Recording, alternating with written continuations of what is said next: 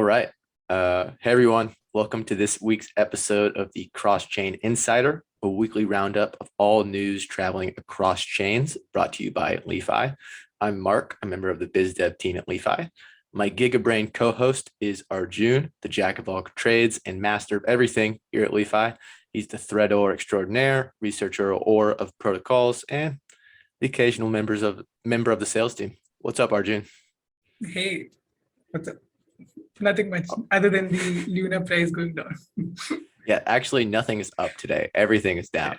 So, okay, before we get started, I will just remind everyone that you can find everything found in this podcast in written form on our Medium page. Arjun writes this as like a normal newsletter that goes out every Monday. So if you're more of a reader than a podder, be sure to go check that out. But with that, we'll just get started. Arjun, can you give me the rundown, the recap, the roundup, whatever you want to call it, of the bridging news from the past 7 days or so? Yeah, for sure. So up first, we have the hop drop, and airdrop we've all been anticipating for months now. So hop protocol is a cross-chain bridge that focuses on bridging across Ethereum's layer 2 ecosystem. And they announced the hop token airdrop. So the goal here is to basically decentralize the protocol's governance. So when they made the announcement, the team said that now it's time to take things to the next level and turn hop into a public good. It was always intended and deserved to be. So with the release of the token, hop will turn into to the community as hop DAO, and the community will like govern important parameters like what chains to support, what tokens to support, distribution of hop incentives, and also management of the treasury funds. So they've basically gone down the same route as the ENS domain airdrop, which was fairly popular. So let's see how this one works out. And let's move on to the next one. We have Synapse and DeFi Kingdom heroes.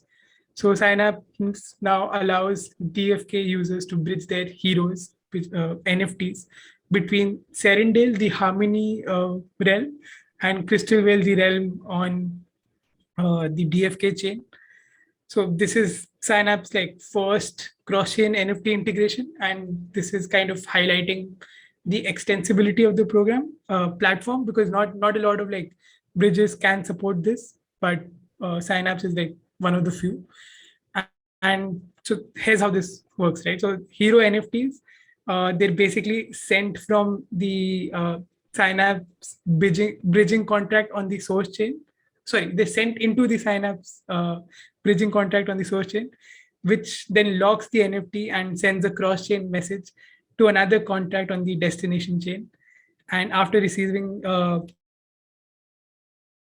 the message, the smart contract on the destination chain mints a representation of the original NFT. So the original NFT is still on the source chain, and the user gets a representation. And when they have to, let's say, move back to the original kingdom, they can just repeat the process, and the contract burns the representation of the NFT and unlocks the original version. So yeah, the team, yep. So it's pretty much an IOU NFT.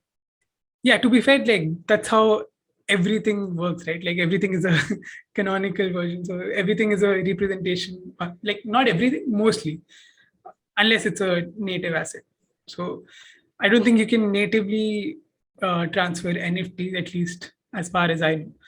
But yeah, so the team is pretty excited because it's their first NFT integration, and they say that it's likely you'll see more cross-chain NFT use cases coming to the market as the demand increases. So very cool stuff from the team as always. And now we can move on to Wormhole. So Wormhole, so Swim protocol, an AMM bridge for transferring tokens across chains, has integrated Wormhole's portal bridge for the underlying bridging function. So a lot of people kind of don't know that Wormhole is the message passing layer.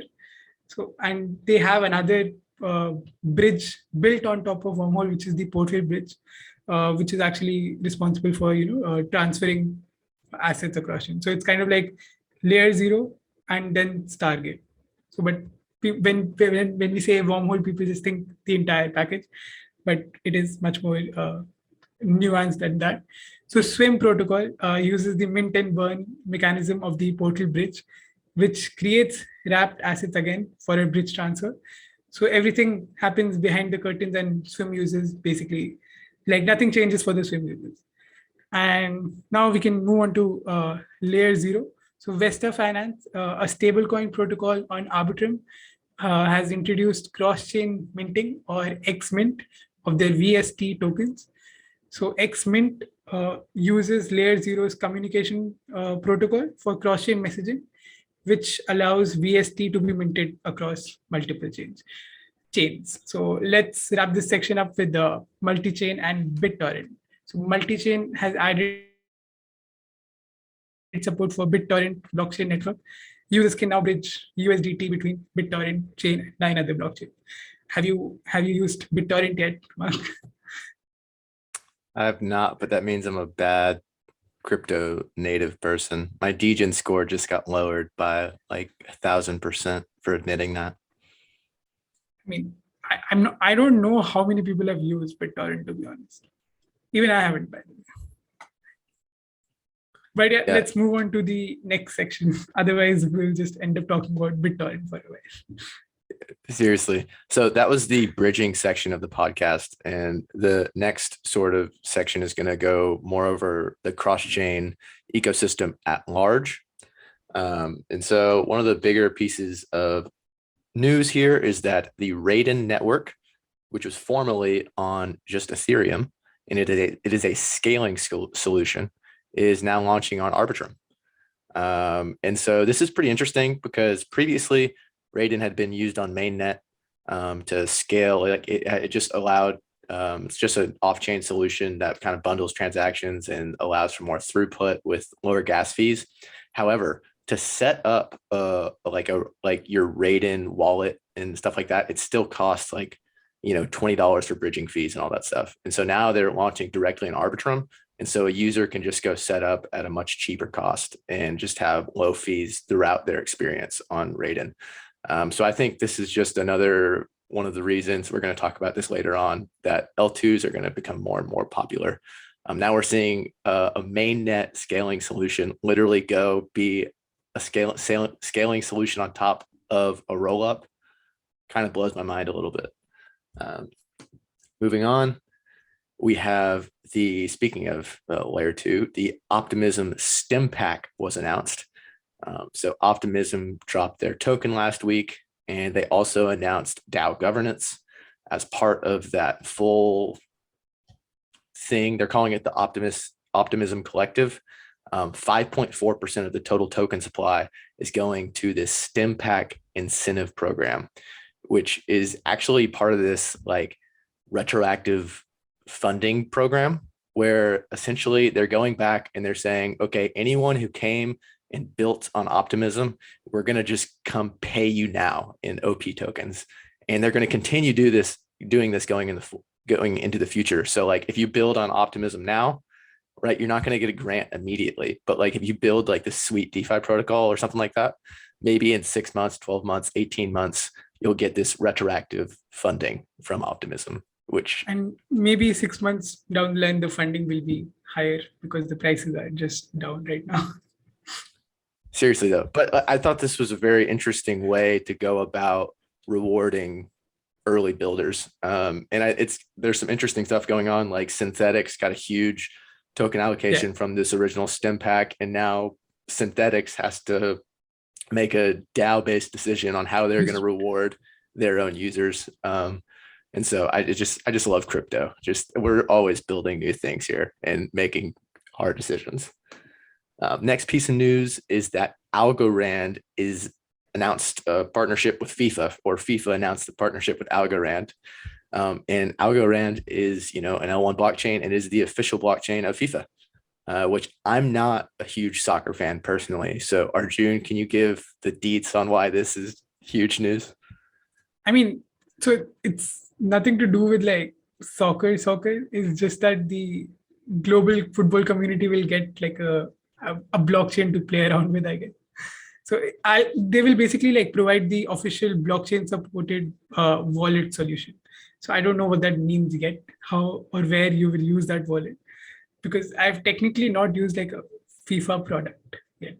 So definitely interesting, and I'll see where this fits in. Yeah, I mean, FIFA, I mean, that's huge. That's just another way, like we may be going into a bear market here, but like stuff is still going on. Like crypto is going to stay around, I think, maybe. So We'll I see. specifically put this in the newsletter because it was something other than the usual stuff that comes in this, like that is often talked about, right? So Algorand is not talked as much as about like Ethereum or even the layer twos, but it's doing stuff in the real world, like real world partnerships, and that's why I think it's like important for us to pay attention to different ecosystems because work is being done everywhere.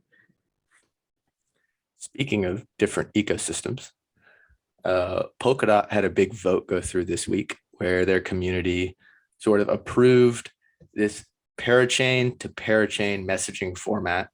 It's actually called XCM, which is short for cross consensus messaging format, which is like, say that 3 times fast. It's really hard.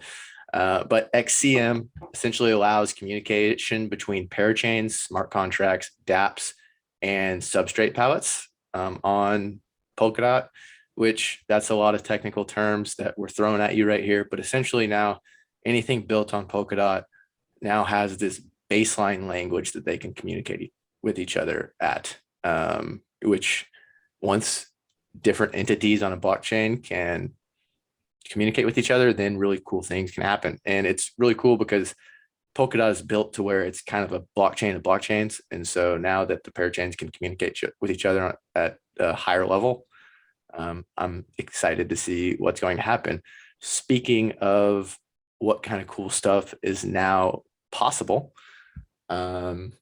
Moonbeam, which is the EVM compatible parachain of Polkadot, now allows DOT, which is the Polkadot token, to be used in DeFi. And so we're already seeing like some cool stuff happening in the Polkadot ecosystem all in 1 week. So that's pretty cool. I mean, like one thing that I would point out here, the terminology in crypto is so confusing. Like if you say XCM and ask someone to tell the full form, there is no way they're saying cross consensus messaging format. Well, like, especially because they've changed the way it used. XCM, like I read it in documentation probably like a year ago, it used to be cross-chain messaging format, but now it's cross consensus because it's a more technically correct way to phrase it. Yeah. There's too many acronyms in crypto. We need to get rid of some acronyms if we're going to go mainstream. I mean, it's no wonder people don't understand stuff. Like no wonder you need like I think people are saying that you need a translation layer basically to communicate all these things to traditional finance people who want to build stuff but just don't understand what's going on. So yeah, I think more work will be done on those lines in the future. Yeah. And I already got ahead of myself clicking to the next tab. Sorry, guys. So you've been looking at this for like probably 30 seconds. But Alchemix is now on FANTOM. It used to be just on Ethereum, and Alchemix is, like I'm a degenerate. It's one of my favorite DeFi protocols. It's a self-repaying loan platform, which like sounds pretty fun. Arjun and I have talked about different ways we can use that to skirt around certain things like, taxes, stuff like that. Not skirt around, but, like pay our taxes for free. And so we love Alchemix.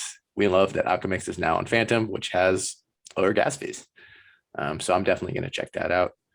I mean, this year we might not have to pay capital gains because there will be nothing left.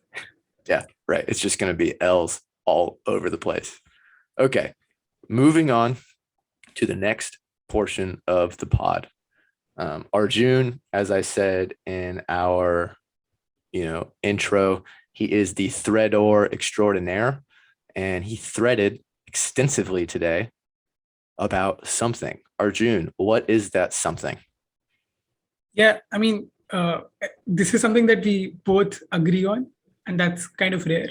but Ethereum's layer 2 ecosystem is about to explode if it hasn't already, because the tokens are coming, right? And it's officially L2 season. So let's go through some like major developments in the last few weeks that kind of points towards a direction or like a tone here. So Optimism announced their OP token and the Optimism Collective. Connect announced the Next token and the contributor program. And we just talked about the Hop token and the DAO. And you mentioned the 230 million OP token Optimism Stimpack for ecosystem growth. So everything kind of points towards more activity and like rewards for users, right? And this is something that I think we can expect in the future. Like all the other chains on the layer 2 ecosystem, they will also do something similar. All the projects will also do something similar. So I wrote about a few protocols on like different L2 chains that do not have a token right now, but they've kind of hinted or somehow even like explicitly mentioned that they will at some point have a token. They don't know when, but they've mentioned somewhere. So for instance, like ZK Sync confirmed its token by updating their FAQ, right? So it just says, will there be a token? And the answer is yes. No other details, but yes, there will be a token. So all these things are kind of hinting towards things to come in the future. And if you're here for the long term, I think it's a no-brainer to try out all the different projects and ecosystems.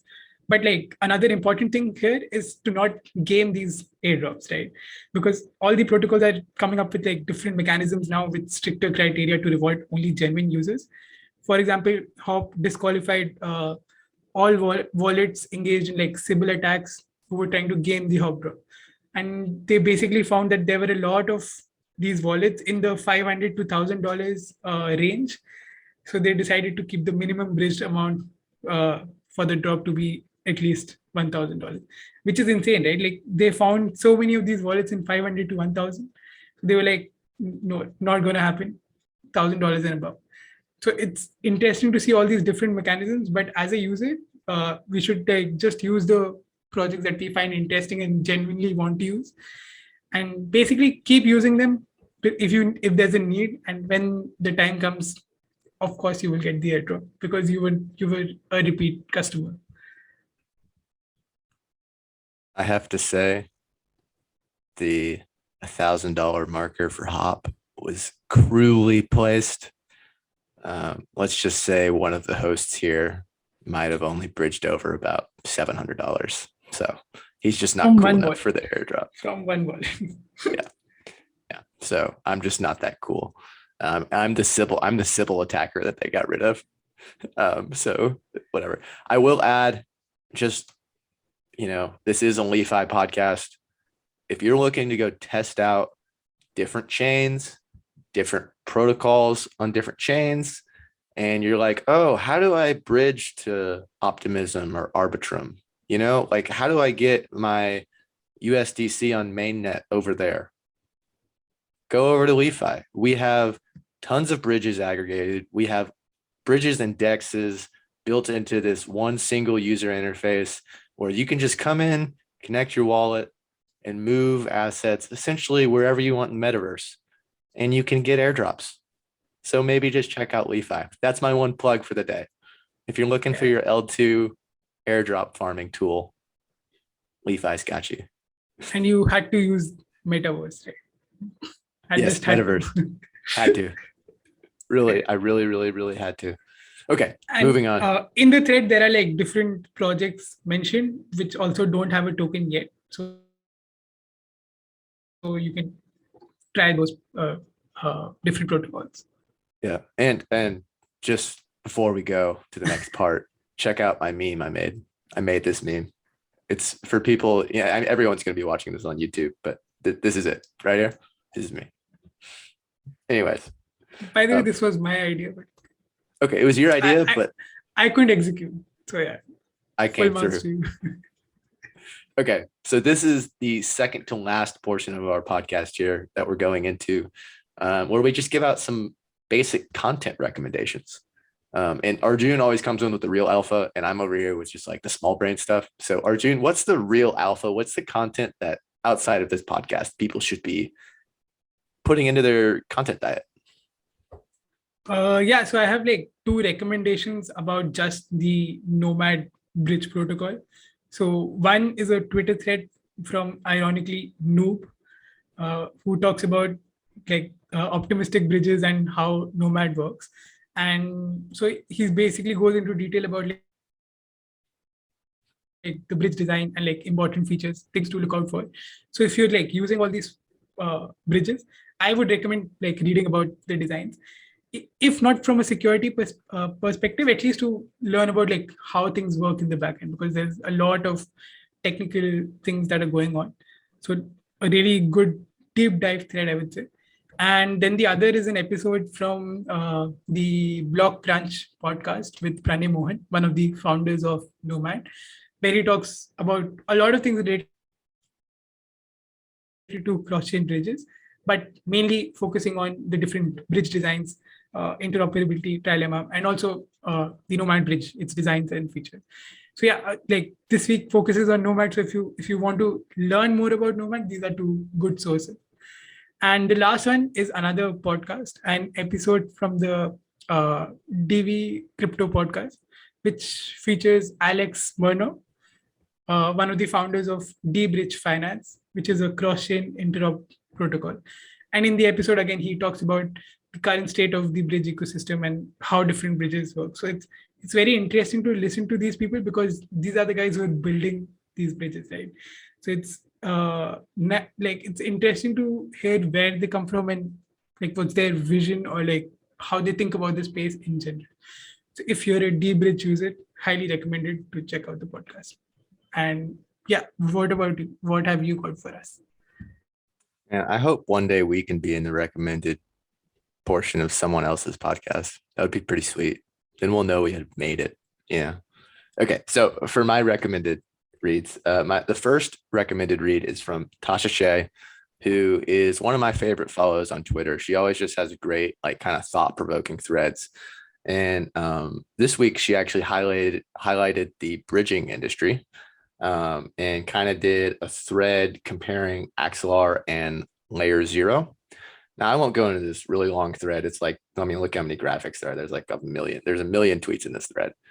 But what I will talk about, and what I am like, I kind of had like an eye-opening moment this week just thinking about bridging in general. And what Tascha makes so clear in this thread is that there's really two layers to any bridge, right? There's this, or most of the time, for like Axelar and Layer 0 and Wormhole, like you discussed earlier, is that you have this underlying messaging protocol, right? Which allows blockchains to send messages to each other. And then on top of that, you have a bridging mechanism, which allows you to move tokens from chain A to chain B. And that bridging mechanism is a little bit different from that underlying messaging format. And I think you should definitely check out the thread. We're going to be publishing more content about this sort of topic coming out soon. But if you think that like the messaging, the language is the same as the actual bridging, it's not. And we're going to talk about this more at a later date. Do you have anything to add there, Arjun? I know this is like right up your alley. Yeah, so it's again a common like thing that is misunderstood is like people think liquidity networks and bridges are the same, and we've kind of also written about this, but not explicitly differentiated just for a better understanding perspective. But let's say Connext or like Hop is a liquidity network, so while they can send tokens across chains quickly and more like efficiently, they can't pass messages like Nomad can. So there are different ways to counter this. Hop does it by using the native bridge of the ecosystem, and Connext does it by having a modular stack where they've integrated, or like where they've like formed a close partnership with Nomad. So there are different ways to go about it, but the main point is that liquidity networks and bridges are not the same, even though there's like confusion there. There's so much confusion there, but that's why this podcast is around, so we can alleviate some of that confusion. Okay, moving on. I'm going to shill my own bags here. I wrote a deep dive on Across, which is just a great way to pass to bridge tokens from L2s to rollups to Ethereum. Love it. It's 3,000 words. If you really just want to learn all about Across, which uses the UMU protocol's optimistic oracle to essentially allow instantaneous transfers from L2 to L1, then like this is your deep dive right here. Like this is what you've been dreaming of. And like if you need like 30 minutes to pass the time and not look at the charts, the deep dive, that's for you. And then the last, sorry, that was a total bag shill. I feel kind of dirty after that. I think you should recommend my writing going forward, and I'll recommend your writing.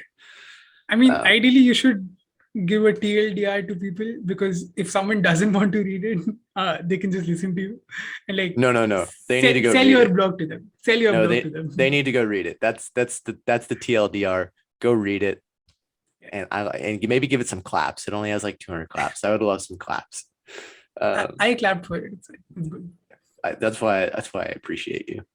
Okay, and then the last portion, we talked about this last week, but Cointelegraph kind of gave the TLDR on our recent partnership with Etherspot.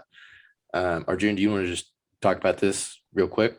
I think I talked about it last week. So yeah, so we talked about this last week as well. So this is our like joint product with Etherspot, where we've kind of built a new SDK sort of that uses both the products and kind of enables cross-chain staking for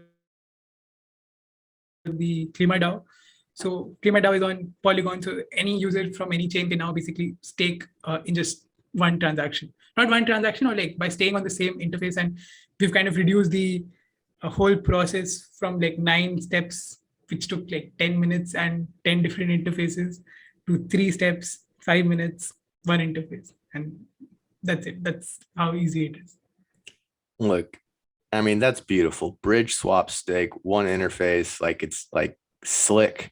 It doesn't require you to think at all, which like, I mean, if you're like me and I go to a DeFi protocol and I have to start thinking about what I'm doing, that's when I get in trouble, right? I just need to be able to say, ooh, click button to stake. That sounds great. And that's what we do. And so, yeah, that's shout out to Cointelegraph, right? It's fun to see LI.FI in my news outlet that I use. Okay, and then the last section of the pod is when Arjun and I just kind of, talk about whatever is on our mind. Arjun, what's on your mind this week? What's on your cross-chain brain? I mean, I can't look past UST and its like importance to the cross-chain ecosystem, because like when we think of UST, people say that it's Terra stablecoin.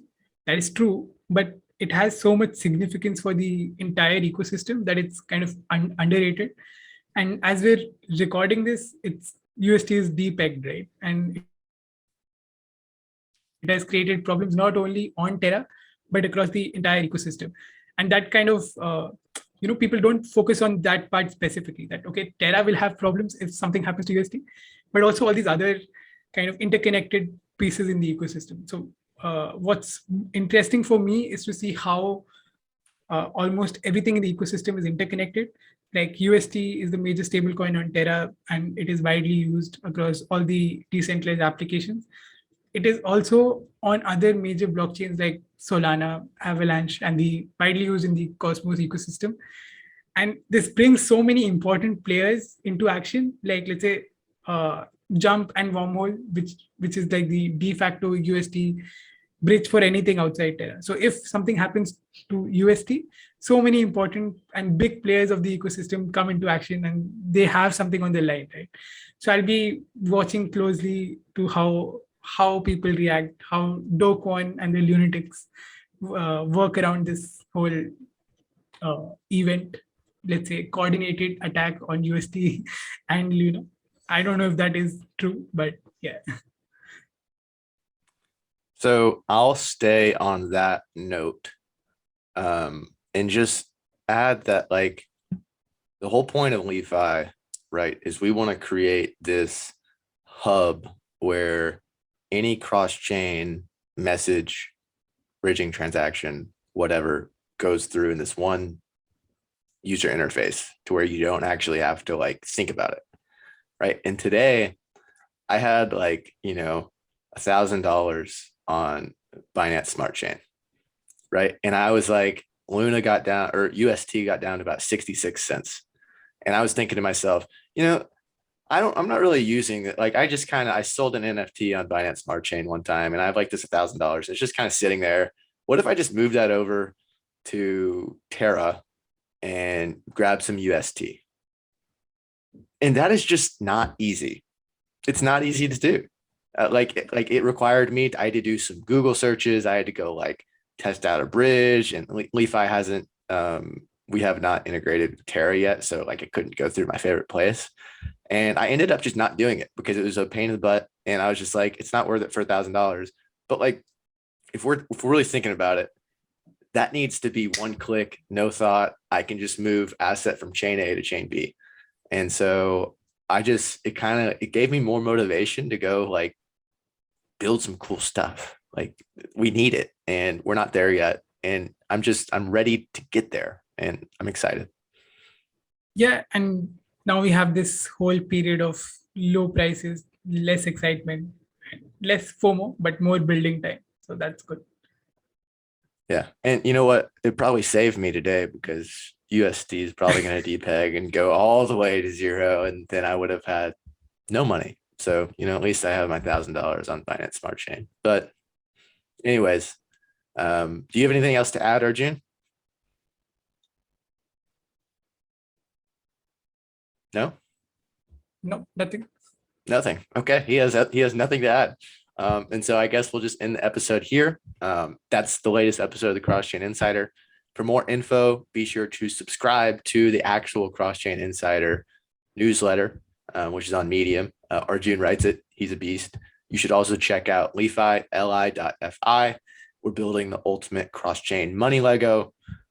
So we allow users to swap assets from any chain to any chain. Just a few clicks. It's pretty sweet. You can also check out Li.Fi on Twitter at Li.Fi Protocol. And then you can always just join us in Discord, where I think we're a great hang. And with that, we're out.